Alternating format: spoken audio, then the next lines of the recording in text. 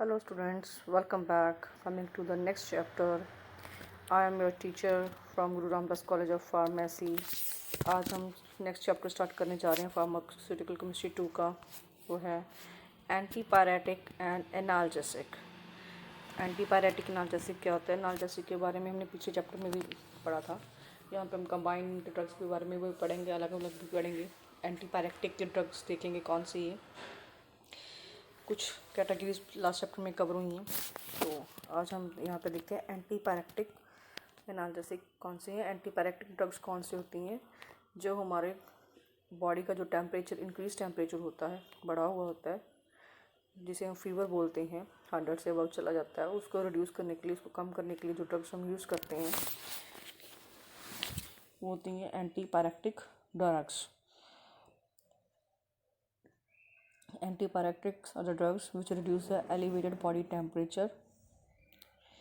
Analgesic का काम क्या होता था? वो पेन को रिड्यूस करता है। एंटीपायरेटिक फीवर को रिड्यूस करता है। बहुत सी ड्रग्स होती हैं जिनमें एक्टिविटीज़ दोनों होती हैं, एनाल्जेसिक भी होती है और एंटीपायरेटिक होती हैं। तो उन ड्रग्स को हम बोलते हैं नॉन नारकोटिक एनाल्जेसिक्स। ठीक है।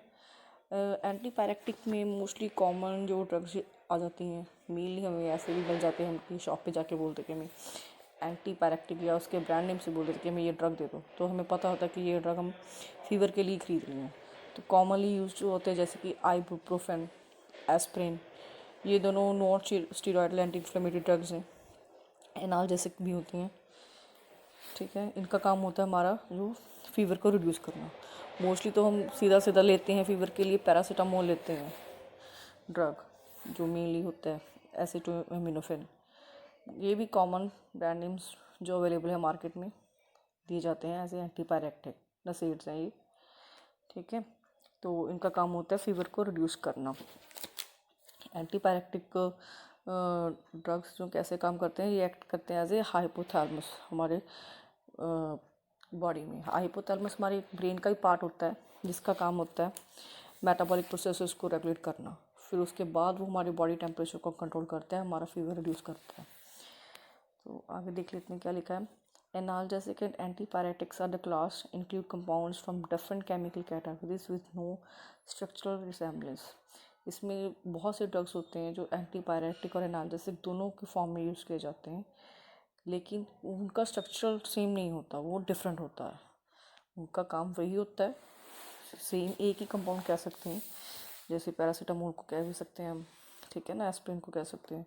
ये एनाल्जेसिक भी है और एंटीपायरेटिक भी है, बट इनका जो स्ट्रक्चर अपना अपना है, दोनों में थोड़ा बहुत मॉडिफिकेशन हो जाती है। Most of these compounds are without addiction and liabilities. इनमें से बहुत से कंपाउंड ऐसे होते हैं जिनकी एडिक्शन नहीं होता हमें, कि हमें बार बार आदत हो जाए।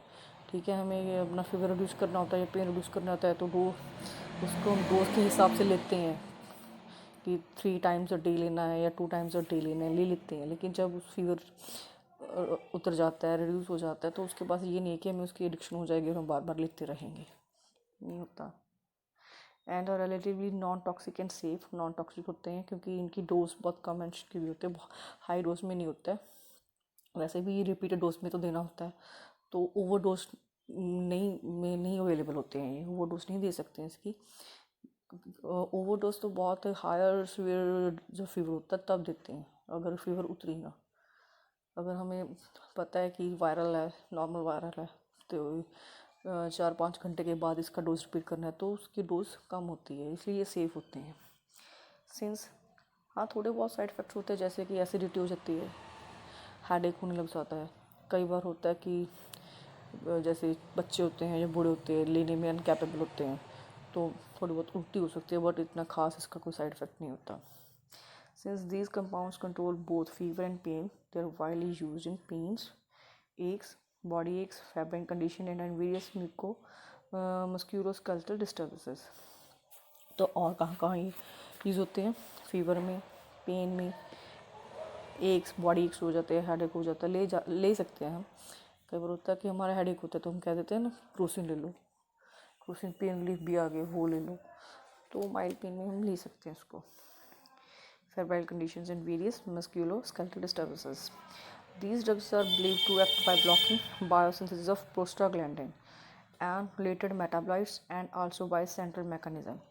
जो लिखा है कि प्रोस्टाग्लैंडिन उसकी बायोसिंथेसिस को रोकता है, सेंट्रल मैकेनिज्म, ये सब मैंने जो आपको पहले बोला है ना कि एक्ट एज अ हाइपोथैलेमस, जो हमारे बॉडी में होता है, जो हाइपोथैलेमस होता है वो कंट्रोल करता है इन सबको.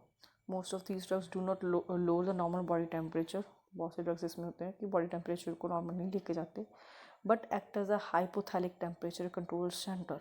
लेकिन वो जो हमारे अंदर ब्रेन का एक पार्ट बना हुआ है हाइपोथैलेमस, वहाँ पे जाके एक्ट करते हैं, काम दिखाते हैं. फिर अपना हाइपोथैलेमस से टेम्परेचर कंट्रोल सेंटर एक्ट करते हैं, तो फिर अपना काम दिखाते हैं. ब्रेन मेटाबॉलिक प्रोसेसेस को रेगुलेट करते हैं, बायोसिंथेसिस रोकते हैं प्रोस्टाग्लैंडिन्स की, जिसके साथ बॉडी टेम्परेचर जो है हमारे कंट्रोल में आ जाता है. तो इसमें से जो डिफरेंट क्लासेस आ जाती हैं,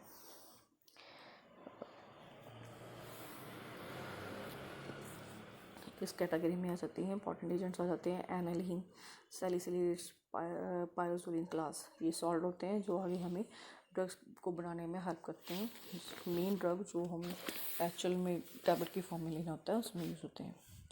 तो पहला जो ड्रग है एंटीपायरेटिक एनाल्जेसिक का, वो है पैरासीटामोल. तो पैरासीटामोल हमें, जैसे कि हम हर चैप्टर में पढ़ते आ रहे हैं कि ये ड्रग्स के नाम दिए होते हैं, नॉमेनक्लेचर दिया हुआ होता है, उनका केमिकल स्ट्रक्चर दिया गया होता है और प्रॉपर्टीज़ एंड यूजेस होते हैं. तो वो हम यहीं पे भी देखेंगे. मेन हमारा फार्मास्यूटिकल केमिस्ट्री का पार्ट ये है इसमें जो हमने देखना है यहाँ पे. तो पहला है पैरासीटामोल. ये it occurs as a white crystalline powder, odorless, less soluble in water, more in boiling water, soluble in alcohol and alkalines, sodium hydroxide solution. aqueous solution are slightly acidic in nature. जब ये properties पढ़ती है ना, ये actual drug बनने से पहले होती है. जैसे कि हम लैब में तैयार करते हैं तो उसके क्रिस्टल्स बनते हैं, तो वो टैबलेट की फॉर्म में नहीं होता. टैबलेट की फॉर्म उसको बाद में दी जाती है, कहीं पे लिखा होता है ये नीडल लाइक स्ट्रक्चर्स है. तो जब जो हम उसको सिंथेसाइज करके हम ना ड्रग को लेके आते हैं, पाउडर की फॉर्म में होता है वो, तो वो टैबलेट की फॉर्म में नहीं होता, पाउडर की फॉर्म में होता है. तो वो उस शेप्स को हम डिस्क्राइब करते हैं. ऑर्डरलेस है, नहीं है, सॉल्युबल है, नहीं है. टैबलेट तो बन जाता है लेकिन कुछ प्रॉपर्टीज उसकी उससे पहले की होती हैं. ठीक है. तो यूजेस कैसे होते हैं इसकी? हेडेक के लिए यूज़ किया जाता है, माइल्गिया और other pain rising from muscles and joints. It is use in the form of oral preparations. Oral preparations में भी अवेलेबल है बच्चों के लिए. तो ऑरल प्रेपरेशंस जो होंगे टैबलेट की फॉर्म में बच्चों को नहीं देते. सस्पेंशंस हो गए, सिरप हो गए. पैड्रेटिक का usual dose is 0.5 to 1 mg orally every 4 hours. 4 घंटे के बाद रिपीट कर सकते हैं. Maximum up to 4 gram divided doses. Different doses में देना है. तो 4 ग्राम मैक्सिमम डोजेस होता है. It is less toxic than the salicylates. Side effect कम होते हैं. तो नेक्स्ट है हमारे पास aspirin 2 acetyl salicylic acid. White crystals होते हैं पाउडर की फॉर्म में, crystalline powder. Odourless, less soluble in water, soluble in alcohol, ether and chloroform. ये टेस्ट होते हैं ना, अल्कोहल ईथर किस में सॉल्युबल है किस में नहीं. हमारे पास ये बने होते हैं सॉल्यूशंस में, हम टेस्ट करते हैं इनकी सॉल्युबिलिटी किस में ज़्यादा है किस में नहीं. aqueous solutions are acidic in nature, stable in dry air, but gradually hydrolyzes to salicylic acid moisture. Compatible, incompatible किसके साथ है ये? acetinolide, phenacetines, antipyrine, aminophyrin and so on. Uses क्या है इसके? analgesic और antipyretic. Analgesics and antipyretic, variety of conditions, gout और rheumatic fever में दिया जाता है. Specific actions that act as anti-inflammatory drug. Used in form of tablets and capsules. Dose 300 mg to 1 gram है. Soluble tablet of aspirin is prepared by using citric acid and calcium carbonate. Next drug आ गई sodium salicylate. Amorphous microcrystalline powder है. वो white crystalline कहा था लेकिन ये amorphous है. ऑर्डरलेस है, slightly soluble insoluble in water, alcohol and glycerine. Aqueous solution is neutral or acidic to litmus. और सोल्यूशन डार्क हो जाता है और ऑक्सीडेशन अगर हम एसिड रख दें ऑक्सीडाइज हो जाएगा तो सोल्यूशन उसका डार्क हो जाएगा. Which is enhanced due to alkalies और iron. Precipitated as salicylic acid by minerals acids and with soluble in salts. Uses pain और फीवर के लिए यूज़ किया जाता है. गाउट के लिए यूज़ किया जाता है. Rheumatic fever. Cause gastric irritation due to liberation of salicylic acid and also used along with the amount of sodium bicarbonate. Given in the form of tablets or capsules. Doses 300 mg to 1 gram. Next है aloxaprine. Aloxaprine it is a condensation product of aluminium oxide and acetyl salicylic acid. दो products के आपस में उनकी condensation होती है, fuse होते हैं आपस में. जब रिएक्शन होती है तो जो प्रोडक्ट बनता है वो होता है एलोक्सीप्रेन. तो प्रॉपर्टीज़ देख लो उसकी. वाइट ऑफ कलर है इसका, स्लाइट ऑर्डर है. इनसॉल्युबल इन वाटर, ये वाटर में सॉल्युबल नहीं है. ऑर्गेनिक सॉल्वेंट है. Like an any other salicylate use होता है. Free from acidic water, greater stability than aspirin. Next है एनाल्जिन. एनाल्जिन क्या है? ऑलमोस्ट वाइट क्रिस्टलाइन पाउडर है. Yellowish tint, odourless, soluble in water, alcohol. Practically insoluble in chloroform and ether. इनमें insoluble हो गया. As infected by air or moisture. इसकी भी oxidation हो जाती है अगर हम इसे ऐसे ही रख दें तो उनको एयर टाइट कंटेनर्स में रखना पड़ता है. Given in the form of tablets and analgesics.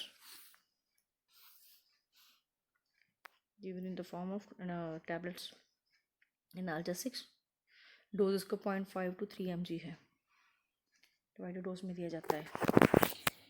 तो नेक्स्ट ड्रग हम देख लेते हैं फिनाइल ब्यूटाजोन. प्रॉपर्टीज़ है इसकी. White crystalline powder, partially soluble in water, affected by moisture and light. Phenyl butazone के बारे में बताया गया है कि इसकी भी ऑक्सीडेशन हो जाती है. नहीं रख सकते ऐसे ही हम इसको, कंटेनर में रखना पड़ता है. एयर टाइट कंटेनर्स होते हैं उनमें रखना पड़ता है. एक्शन यूजेस क्या है? ट्रीटमेंट ऑफ गॉट के ट्रीटमेंट में. पोजेरिस rheumatoid arthritic. Many toxic effects होते हैं इसके. It has many toxic effects. इसके साइड इफेक्ट्स बताए गए कि ये इनके टॉक्सिक इफेक्ट्स हैं. May be cause retention, nausea, vertigo. Side effects can also भी हाइपरटेंशन भी हो सकता है, hepatitis, leukopenia, agranulocytosis etcetera. It is contraindicated in patients with oedema. Oedema के पेशेंट्स में नहीं दी जाती. Cardiac dysfunction and peptic ulcers. It should be use with due precautions के साथ देना पड़ता है. Usual dose 300 to 600 mg daily है. जितने भी ड्रग्स पड़े हैं उनमें से इसी ड्रग्स के ज़्यादा साइड इफ़ेक्ट दिखाए गए हैं. इसको देने के वक्त भी पेशेंट की हिस्ट्री जाननी पड़ती है कि उसको किसी चीज़ से एलर्जी तो नहीं है, कि कौन सी ड्रग से है, तो वो और किसी की मेडिसिन ले रहा है कि नहीं ले रहा है. तो सबसे ज़्यादा साइड इफ़ेक्ट्स तो इसके ही आए हैं. नेक्स्ट ड्रग देख लेते हैं सल्फीना पायराजोन. प्रॉपर्टीज़ इसका केमिकल स्ट्रक्चर देख लेना. तो पायराजोलोन डेरिवेटिव है. Related to phenyl butazone. Occur as white crystalline powder. Potent uricosuric agent. Okay. Next है uses a preventative in acute gouty arthritis condition. Also has several side effects. Usually taken with milk or food in dose regimen of 50 mg 4 times a day. Dose mention की है, 4 times a day दिया जाता है. 50 mg का dose होता है. Next है ऑक्सीफेनब्यूटाजोन. 4 butyl 2 4 हाइड्रोक्सीफिनाइल 1 phenyl पैराजोलिडीन 3 5 dual. तो प्रॉपर्टीज़ देख लेते हैं ऑक्सीफेनब्यूटाजोन की. Properties and uses. White crystalline powder, insoluble in water, soluble in alcohol, dissolves in dilute alkali hydroxides. तो ये वाइट क्रिस्टलाइन पाउडर है. वाटर में इनसॉल्युबल है, अल्कोहल में, वाटर में इनसॉल्युबल है, अल्कोहल में सॉल्युबल है. ठीक है. Also dissolves in dilute alkali hydroxides. It is given orally as a tablet in combination with other analgesics. Tablet की फॉर्म में दूसरे एनाल्जेसिक्स के साथ कॉम्बिनेशन में दिया जाता है, अलोन नहीं दिया जाता। It is anti inflammatory action enhance used in rheumatism, arthritis etcetera. Anti inflammatory भी है, र्यूमेटिज्म में यूज़ किया जाता है, आर्थराइटिस में होगा, आई ऑइंटमेंट में भी ये अवेलेबल है। तो आज की जो हमारी ये ड्रग्स हैं यहीं पे ख़त्म होती हैं। 8 ड्रग्स थी इस चैप्टर में।